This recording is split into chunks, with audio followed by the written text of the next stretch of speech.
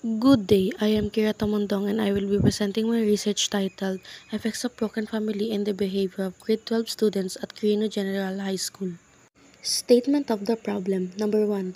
What is the profile of the respondents in terms of age, sex, strength, family background, academic performance?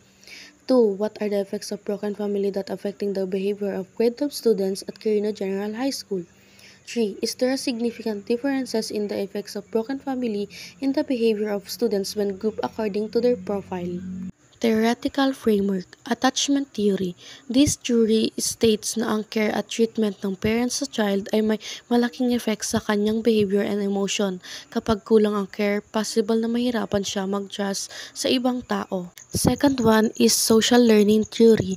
This theory explains na people learn through imitation or modeling. Kung negative ang nakikita ng bata sa environment niya, possible na ma-adapt niya rin ito. Conceptual framework, input, age, sex, strand, family background, lack of support, poor family relationship, process, survey, collection of profiles, administering the questionnaires, sorting the respondents' answer, analyzing the results.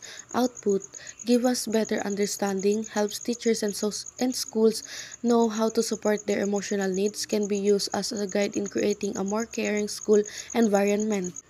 Scope and delimitation. Scope. This study focuses on understanding how being part of a broken family affects the behavior of students. It is limited to selected grade 12 students from Quirino General High School.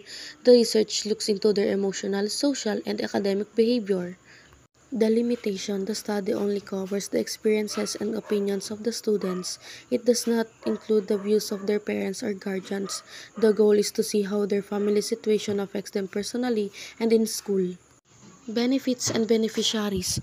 Teacher will know how to guide and assist students with broken families. Students will be able to understand themselves and their situation better.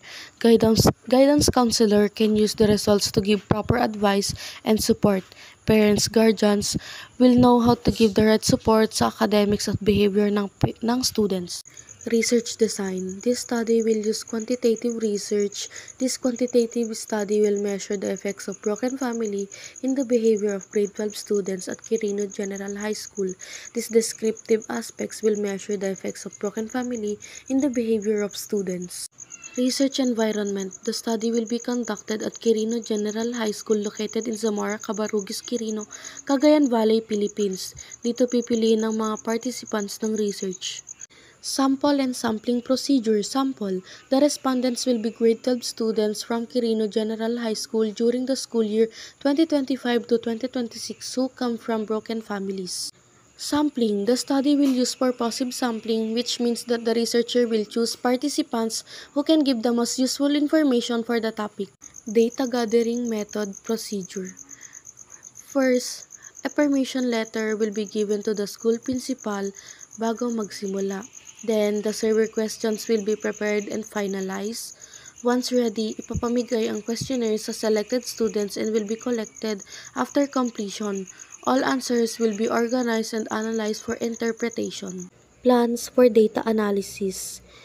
Gagamit ako ng frequency and percentage distribution to identify kung ilan at ilang percent ng responses ang same based on age, gender, or year level.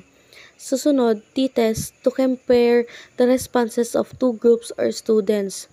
And last, ANOVA, to compare kung may significant difference sa responses ng tatlo o higit pang groups. Ethical considerations. The researcher will make sure that the participants and their parents or guardians understand the purpose and process of the study. Joining is voluntary and refusing to join will not affect their grades relationship with teachers. Since the respondents are minors, both the students and their parents or guardians will sign a consent form. All collected data will be kept private and used only for the study.